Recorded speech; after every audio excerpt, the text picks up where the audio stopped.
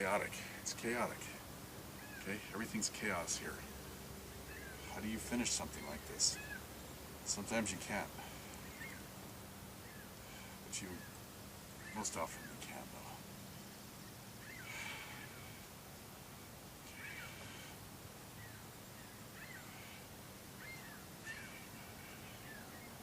though. Grass blades in here, growing in the rocks. You just really, basically at this point, you have a kind of a rough painting.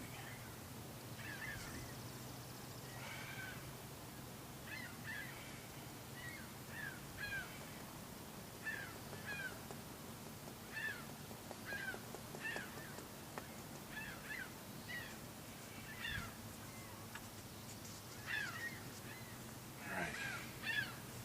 See how you have the whole big idea in here right now.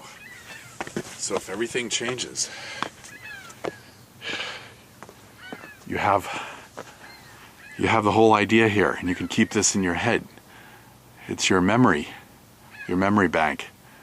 So now finishing it becomes the focus, and you almost don't have to look at the landscape anymore. I mean, yeah, I'm happy I have it out there, but you don't always have it out there. The storm can come. I mean, basically, if this is just the first 10 minutes of a painting, and then you could just focus on the rest.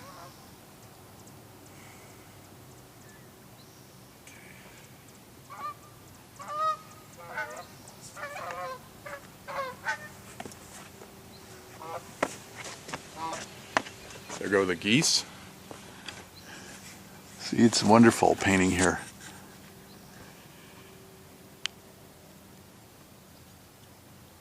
Okay.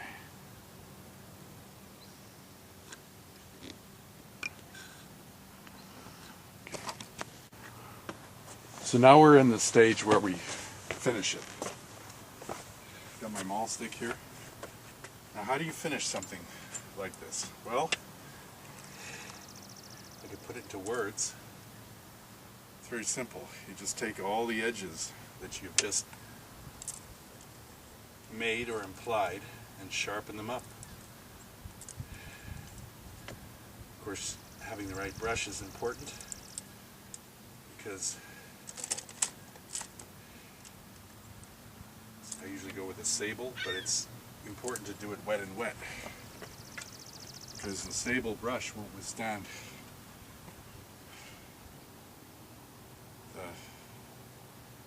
wear and tear of working or scumbling. So here we go. We have a lot of gestures and action here, but like I say, the whole idea of the painting is here already.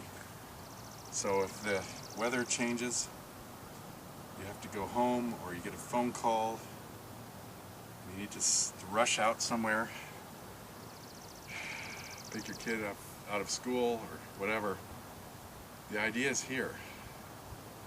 And it's now a question of taking the little edges, the edges that you have made, and just sharpening them up. Of course, good drawing and all of that stuff is helpful. And you have a wonderful tree here. It's a metaphor.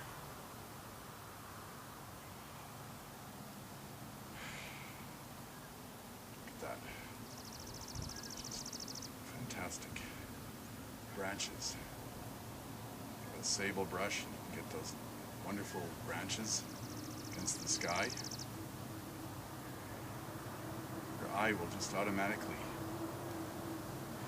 complete the rest of the tree if you get a few of the edges right. So here I am, just finishing this tree. I can do this out of my head because I have a lot of experience in these trees. And you know, part of the landscape that I couldn't really make up already done. And that's the inventiveness here, the invention, the rhythm, the on-the-spot impression.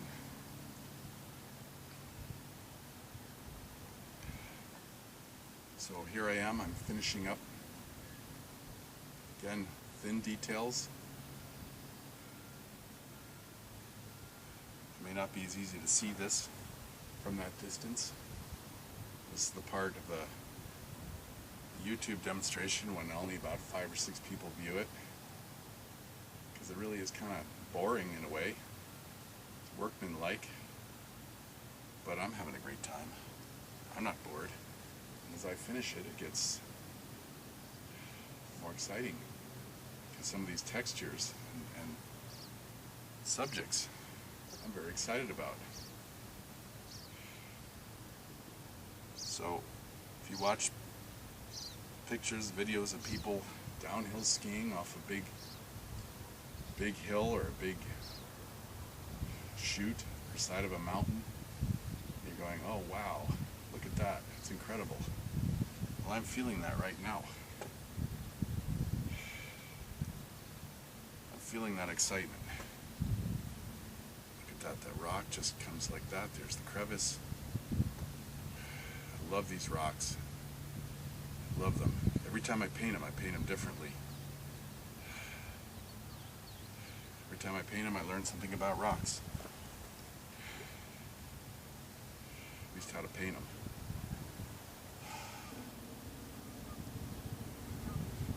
So look at that. I'm picking them out. I'm finding the crevices.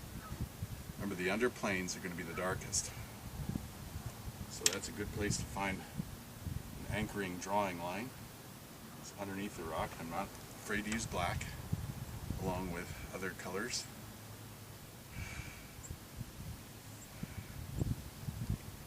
Sometimes, alright, so this rock, I made it a little differently, so what? Okay, I've got rhythms here, rhythms here.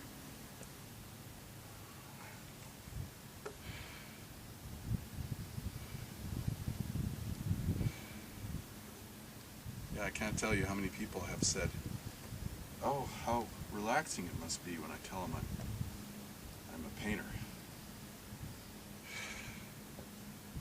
It's the complete opposite.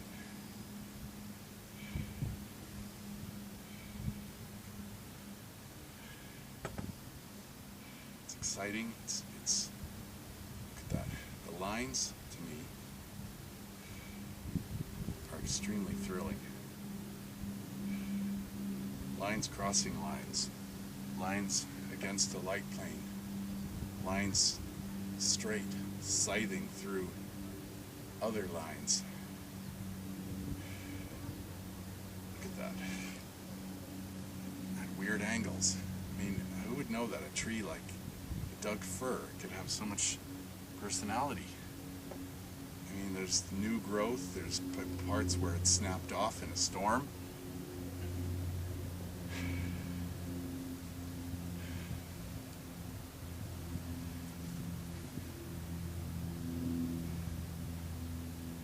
I just hope that whoever looks at this can understand and is encouraged to go out and paint. Look at that, there's that wonderful shadow against the light on this side. So you can't create light and paint, you have to create the illusion of light. And one of the ways to do that is to create a shadow as a silhouette in front of a light.